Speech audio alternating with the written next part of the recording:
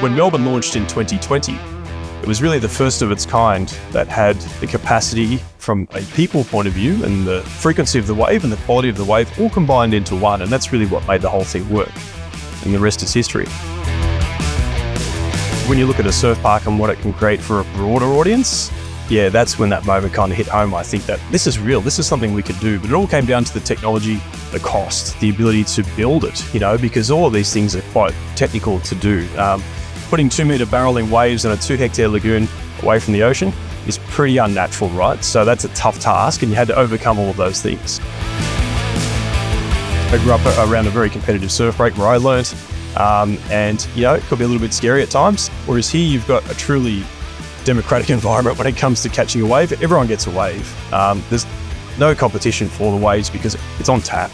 You've got plenty of options. You just have to wait your turn and off you go, and you're getting probably a dozen waves an hour, which when you compare that to the ocean, it's just so different, right? Like, it's a completely different experience. And I think that ability to provide that type of thing has made it so much fun in the water, and there's a different camaraderie in the water as a result of that. The Sydney project, yeah, it's exciting and terrifying at the same time. Anything surf park related is kind of that way. So we expect to be open in autumn next year, which is really exciting. Sydney had 9 months of higher than ever recorded rainfall last year, which naturally affects any type of construction project, let alone a surf pool. So that's really exciting. We're in the last stretch. The wave garden machine, as we speak, is being constructed right now. You can't deny sort of cool events like For the Love Festival, looking across the lagoon with the flashing purple lights, a couple thousand people dancing away, yet there were people surfing in the lagoon next to it. Just bizarre. WSL running a QS event last December.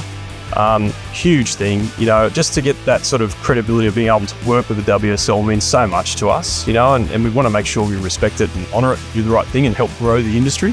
Culture is such an important thing, right? So it's the classic customer experience is driven by your employee experience, and customer is absolutely king from our perspective and always will be. Making sure you've got the staff that are tailored to that type of outcome is really important.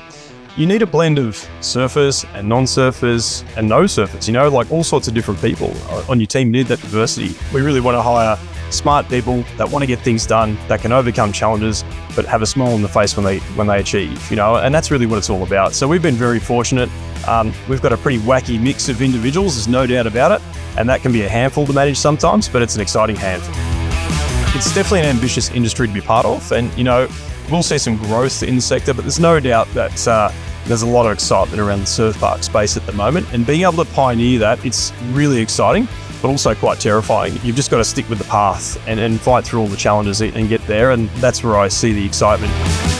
A strong surf culture in Sydney, a lot of beaches, and I think those same experiences you have with a very busy type of break will attract people to the lagoon. I think we'll have a good following of ocean-going surfers, and I'm one of those, at the same time as those customers that can't always get to the beach. So we'll have that real mix, just like Melbourne has.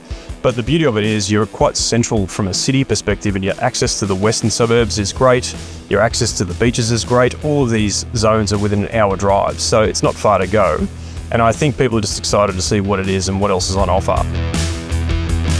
You never get tired of the customer coming out of the water. I see people come out, they're either really tired from catching quite a few waves in that session, or there's just a big smile, sharing a few stories on the wave you fell off or whatever happened, and that's so much fun, because that's what it's all about.